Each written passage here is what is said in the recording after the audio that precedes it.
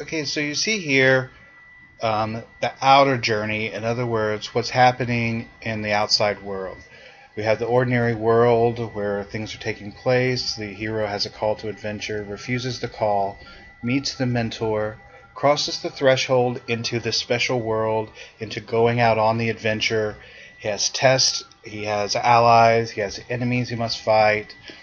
He comes to the final approach. He meets the big ordeal. There's death, rebirth.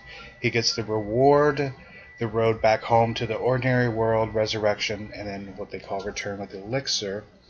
And so this is what's happening, for example, on the screen, the action that you're actually seeing or reading about. But what comes into play here in the 7-page memo is that there's also an inner journey. And that's what's the important aspect, that each of these 12 outer journey things are reflecting an inner journey. So at the beginning, in the ordinary world, the hero is not really aware of a problem. And then there's an increased awareness. There's fear, resistance to change. You overcome that fear. That's when you set out on the adventure, commitment to change, experiment with new conditions, try new approaches, prepare for the major change, the big change with the feeling of life or death, accepting the consequences of this new life and new change, new challenge, rededication to committing himself to these changes and challenges, the final attempt, any last minute dangers, and then finally mastery over the problem. And so when we're looking at the hero's journey, again, it's not just an outer journey, a literal journey from one place to another. It's an inner journey as well. And each of these steps have an inner aspect to them, as we see. So sometimes when you're going through and looking at different films or books and you want to see, well, does it fit this myth or this monomyth pattern, there's some things that may not be out there. For example, you may not have a literal crossing of the threshold. May not see that the person says, okay, now if I take one more step, I'm outside the Shire. Or if I go if I cross that river, then I am in an alien world. Or if I go inside the TARDIS, it's something different than where I am. You're not going to have a literal crossing, but because that also represents the commitment to change, we may see that in the person's attitude, in the way that they act and interact with other characters. And so sometimes we're going to be seeing the inner journey, and sometimes we're going to be seeing the outer journey, and they'll be mixing together.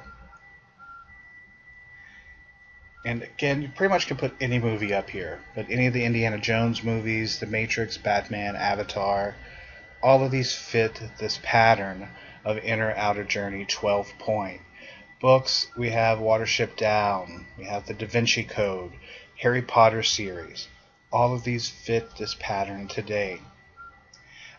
And this was an interesting image that I found, because if you look at it, it says Star Wars A New Hope. Luke Skywalker is an orphan living with his aunt and uncle on a remote wilderness of Tatooine. He's rescued by aliens by wise bearded Ben Kenobi, who turns out to be a Jedi Knight. And then this is just crossed over and created as Harry Potter. Harry Potter is an orphan living with his aunt and uncle in a remote wilderness of suburbia.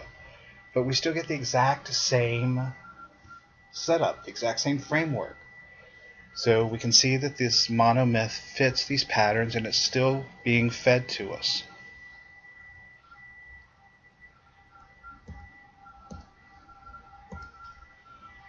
So Vogler, again, works in Hollywood, so we see getting added into different Hollywood things: Jaws, SpongeBob, Neverending Story, Spock, WALL-E. A lot more added in. And so you can just see that this builds up. It's just not ancient history, it's also modern. But then we have some people who are not quite happy with it, or have a different viewpoint of it. One of them is Neil Gaiman, who is a British author, but he has also actually written a couple of the Doctor Who episodes. The most recent one you've seen is Nightmare in Silver. And for him, when he went through and looked at this and talked about it, he objected. He said, I think I got about halfway through The Hero with 1,000 Faces and found myself thinking, if this is true, I don't want to know. So as he's reading it, he's saying, okay, if this is really the way that it turns out, that there is this human need for specific things to happen, and it's been playing out for thousands of years in recorded history.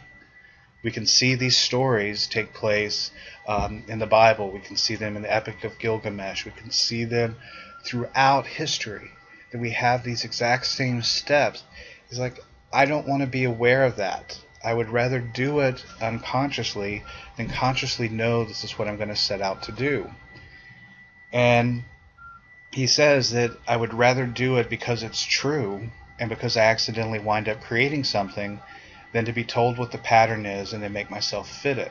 So he was the opposite of George Lucas. George Lucas read this and said, this is exactly where I'm going, and I want to know everything about it so I can make my myth fit exactly with the hero's journey. And Neil Gaiman says, I know that I'm going to do this automatically. This is just human nature, but I'd rather not have that awareness so that I can just allow my characters to come forth freely.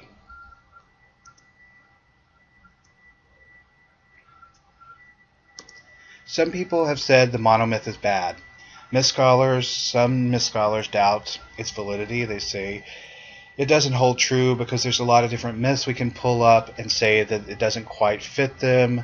Feminist scholars have criticized its male bias because it's always the hero, not the heroine. Hollywood sees diminishing returns. Again, all movies are starting to look alike, and so this is problematic. The writers feel like Neil Gaiman does. It's going to squelch my creativity if I already think that what I want to write is already written. And so they don't want to think this. So a lot of people just, in all honesty, from my point of view, I think put blinders on and say, yes, it's out there. I know it's there. I know this happens. But I'd just rather pretend that I don't. Some scholars have said it has no support in mythology. I'm just presenting both sides. There are, again, scholars who say that this is valid, some who say it's not. Some who say that, well, anytime we generalize the whole of human history, there's going to be some problems with that. And as Donald Constantino says, it's just as important to stress differences as similarities. So that we simply don't just try and make the whole world have one big framework applied to it, that we still have the little bit of African flavor to it, Asian flavor to different myths, and so that we don't just generalize everything until it has no more flavor.